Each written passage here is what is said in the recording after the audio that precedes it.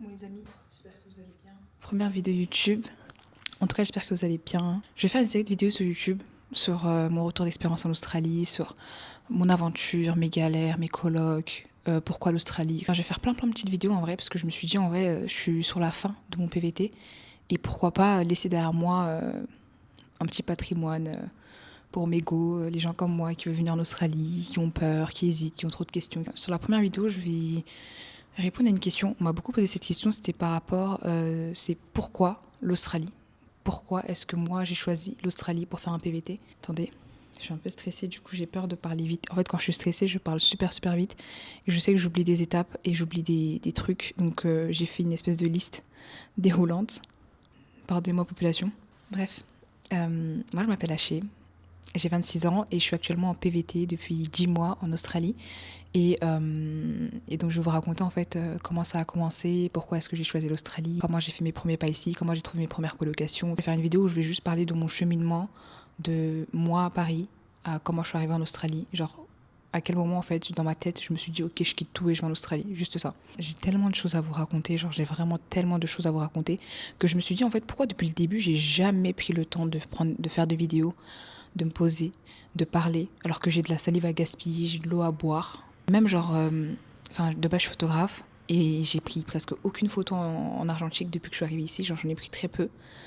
Et je trouve ça trop dommage en fait. Là j'allais juste partir là comme une voleuse de mon expérience et garder pour moi et mon entourage. Et je trouve que c'est un peu égoïste de ma part, du coup je me suis dit pourquoi pas partager ça sur YouTube. Et s'il y a des gens random comme ça qui tombent sur mes vidéos et qui hésitaient à partir en Australie, bah, peut-être que mes vidéos les aideront, donc on sait jamais. Cette vidéo va permettre de poser les bases, de répondre aux grosses questions, pourquoi l'Australie, et ensuite on rentrera dans les détails. En fait je vais faire un espèce de mode d'emploi sur l'Australie avec plein de vidéos et on va faire le système de l'entonnoir avec du général au particulier et puis on va faire des trucs un peu spécifiques et ça va être assez marrant. Déjà il faut savoir que genre l'Australie c'est pas un choix random.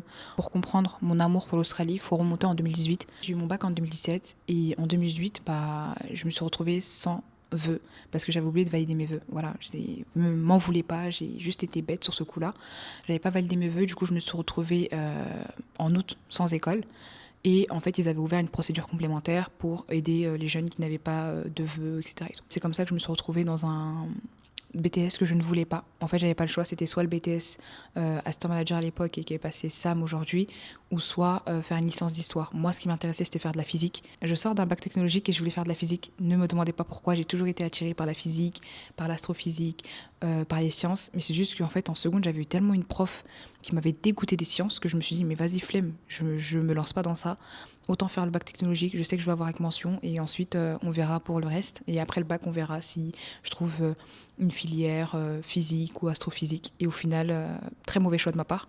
Je me suis retrouvée sans vœux dans un BTS qui n'a rien à voir avec les sciences, donc assistant manager. Mais c'était l'un des seuls BTS avec le BTS commerce international à proposer la langue anglaise et espagnole obligatoire lors des examens. Et donc du coup, de ce fait, nous avions des stages à l'étranger obligatoires ou alors dans une entreprise internationale en France. Bref, un peu compliqué. Du coup, moi, je suis restée sur la première option. J'aimais beaucoup voyager. Et là, tu me dis que j'ai l'occasion de faire des stages à l'étranger. Bien sûr que je vais chez toi. Du coup, j'ai choisi cette formation. Et je me rappelle, c'était à 2h30 de chez moi. Et c'était tellement loin. Quand je vous dis 2h30, c'est pas 2h30 toute la journée, c'est 2h30 aller, 2h30 retour. Je passais 5 heures dans les transports. Je menais un train de vie, mais t'as peur. Franchement, aujourd'hui, quand je regarde en arrière, je me dis, mais moi, j'étais vraiment folle en fait. Moi, j'étais vraiment folle. Et bref, alhamdulillah, ça s'est bien passé. Aujourd'hui, là où je suis très contente aussi. Donc, alhamdulillah. Donc, du coup, j'ai fait ce BTS. Et en fait, il fallait faire un stage à l'étranger, soit la première année, soit la deuxième année. Ou alors, les 2 années, c'est toi qui voyais. Moi, je voulais faire les 2 années. Je voulais pas savoir. Je voulais faire les 2 années à l'étranger. Et du coup, j'ai commencé à chercher des stages. Je me rappelle à l'époque, il y avait le frère de mon pote qui était parti en Australie. Et à chaque fois, je voyais ses photos sur Instagram. Il prenait des selfies avec des kangourous, que des beaux paysages, des plages, etc. Tout. Je me disais, mais c'est magnifique, je veux y aller, je veux aller voir ce pays en fait. C'est comme ça que j'ai commencé à m'intéresser à l'Australie petit à petit. J'ai commencé à faire des recherches. Et je me suis dit qu'il fallait que je fasse mon stage là-bas. Et je me suis renseignée un peu sur les coûts de la vie. Moi, à l'époque, je travaillais dans un fast-food. Je passais mon permis en même temps. Et j'étais à l'école à 2h30 de chez moi. En vrai, j'avais un train de vie genre horrible. Et j'avais pas assez pour partir en Australie. C'est-à-dire que quand je suis allée sur le site du gouvernement australien et qu'on m'a réclamé au moins 3 500 € pour pouvoir partir en Australie, c'est là que je me suis rendu compte que mes rêves s'arrêtaient là, tu vois. Du coup, bien sûr, avec mon salaire en fast-food où j'étais payée 400 € le mois, En fait, aujourd'hui, quand j'y pense, pour moi, c'est une dinguerie. Être payé 400 € le mois, pour moi, c'était une dinguerie. Genre, bref, 400 € le mois, pour moi, c'était pas possible. En plus, je passais mon permis, donc c'était même pas possible. Donc, je me suis dit, ok, c'est mort pour moi. Sauf que j'avais branché des gens avec moi. Et ces gens-là, ils avaient les sous, ils avaient les tales, sachant que c'était un stage pas rémunéré. Il fallait trouver le logement, il fallait payer le billet. Et en plus, c'était pas payé, donc le coût de la vie, plus c'était 3500. En vrai, j'avais pas. J'avais vraiment pas. Pas du tout. On était loin du compte. Ce que j'ai fait, c'est que j'ai juste mis une annonce sur Snapchat où j'ai dit que je cherchais un stage à l'étranger, peu importe l'endroit, mais un truc pas cher. Et étonnamment, une fille de Rouen a trouvé mon Snap, m'a ajouté et m'a donné un plug. Elle m'a donné un plug sur son stage qu'elle avait fait dans une petite ville en Espagne.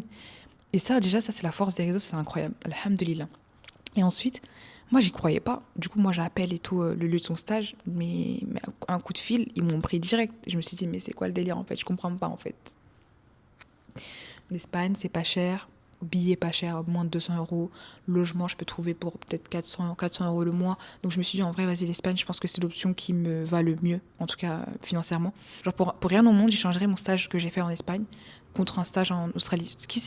Qui sait ce qui aurait pu m'arriver en Australie finalement. En Espagne, il m'est arrivé des trucs, subhanallah, genre jusqu'à aujourd'hui, quand je raconte aux gens, les gens ils sont choqués, ils me disent c'est pas possible, genre tu mens, tellement l'histoire elle est incroyable.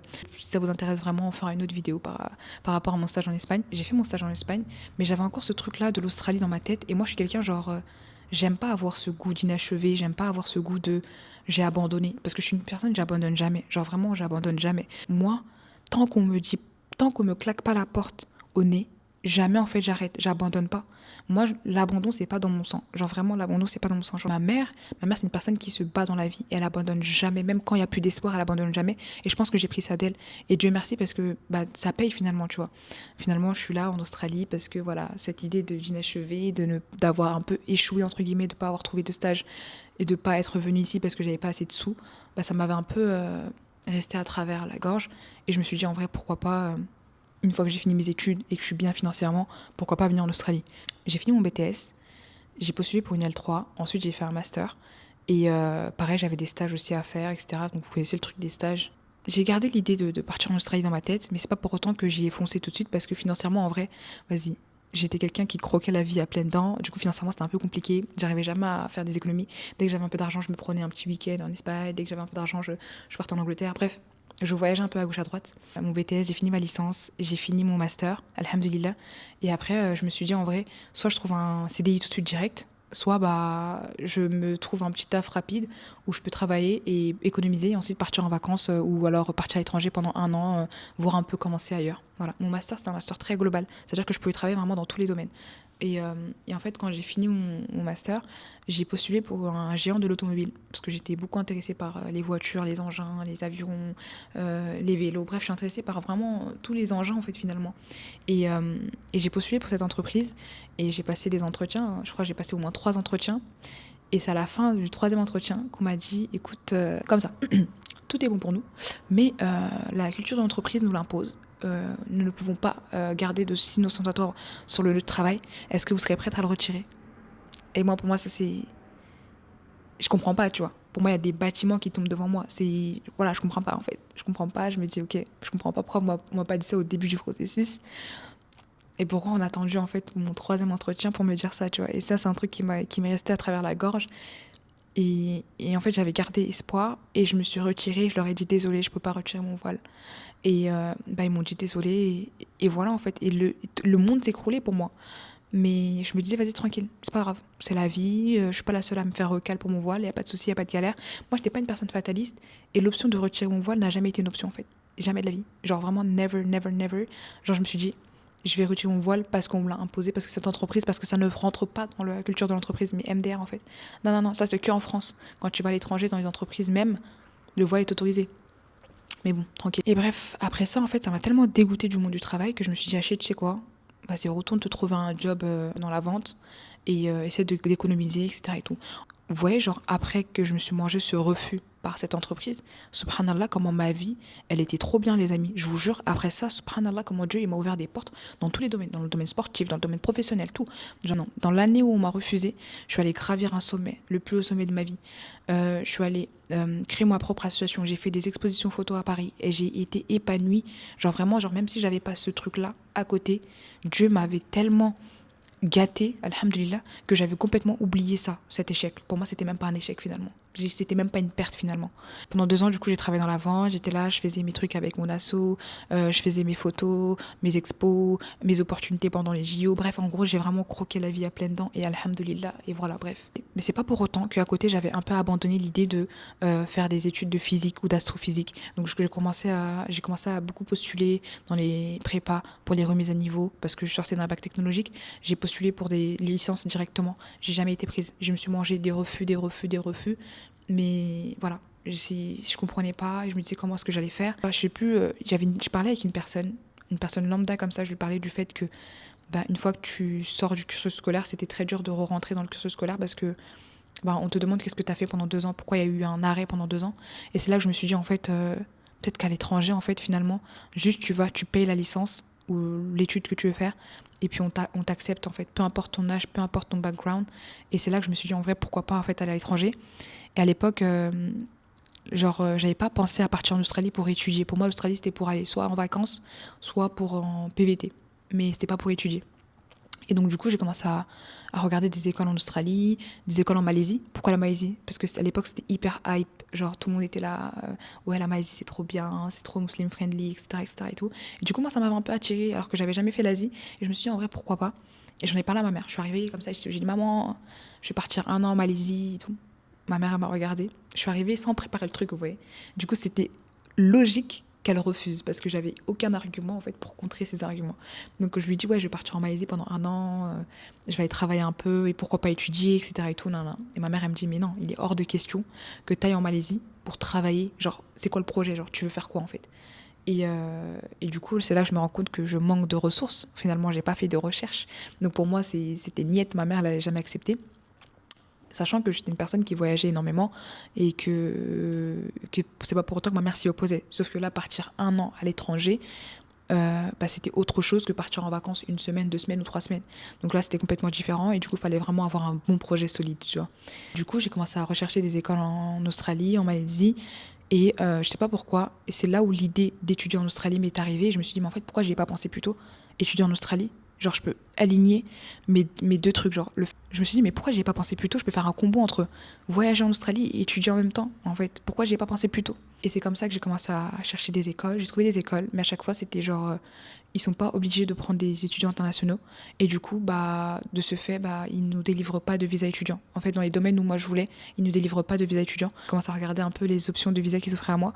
Et c'est là que je suis tombée sur le visa PVT. Et c'était le seul visa, en fait, qui s'offrait à moi et qui était possible, en fait, pour moi de venir ici et étudier en même temps. En fait, au départ, je voulais pas postuler pour le PVT parce que je me suis dit, je vais griller mes chances. Si plus tard, je viens de revenir pour faire un PVT, c'est mort, tu vois. Donc, est-ce qu'il faut que j'étudie ou il faut que je vienne ici, je fais un PVT, je travaille, je vais en vacances et j'en profite, en fait. Qu'est-ce que je fais? Du coup, j'étais dans ce dilemme-là pendant quelques mois, je réfléchissais énormément, etc. et tout. J'essayais un peu de mettre de côté, etc. Et c'est comme ça que je suis arrivée en Australie sous un visa PVT. Donc au début, j'ai commencé à postuler, à chercher du travail, etc. et tout. Et quand j'ai eu un peu de stabilité, j'ai commencé à regarder la formation, comment ça se passait. Et c'est comme ça qu'aujourd'hui, je me suis retrouvée en Australie. Mais c'est vrai que je vous avoue que c'est très compliqué de mener un train de vie où vous étudiez et vous travaillez en même temps. Du coup, bien évidemment que j'ai délaissé la formation en question parce que pour moi, c'était trop dur financièrement à assumer et trop dur mentalement à assumer. Franchement, mes premiers mois, j'ai beaucoup galéré. Je ne les montrais pas sur les réseaux sociaux, mais j'ai tellement galéré. Mais alhamdoulilah, aujourd'hui, genre, au bout de 10 mois, vous voyez, là, je suis bien. Finalement, je suis trop épanouie dans le pays. Et j'aime beaucoup la ville de Sydney. Et voilà, quoi. Et pour la question de pourquoi j'ai choisi Sydney, c'est tout simplement parce que c'était là où il y avait ma formation. Voilà, il n'y a pas d'histoire croustillante derrière le choix de cette ville, c'est juste que ma formation se trouvait à Sydney, donc je me suis dit que j'allais à Sydney. Et au final, avec du recul, je suis très contente d'être arrivée à Sydney parce que je trouve que c'est une très très grande ville avec beaucoup de diversité et franchement, il y a beaucoup de choses à faire. Franchement, je sais pas, il y a beaucoup de choses à faire et je m'y plais énormément à Sydney. Et j'ai mes petites habitudes et tout. Donc franchement, je suis très contente de mon choix finalement, après tout. Voilà pour la petite histoire. Elle est très longue l'histoire, mais j'espère que voilà, maintenant vous allez un peu comprendre. Ça va vous donner un peu plus de contexte sur mes vidéos, sur moi, l'Australie, ce que je fais, etc. etc. Et voilà, on se retrouve très bientôt dans une prochaine vidéo.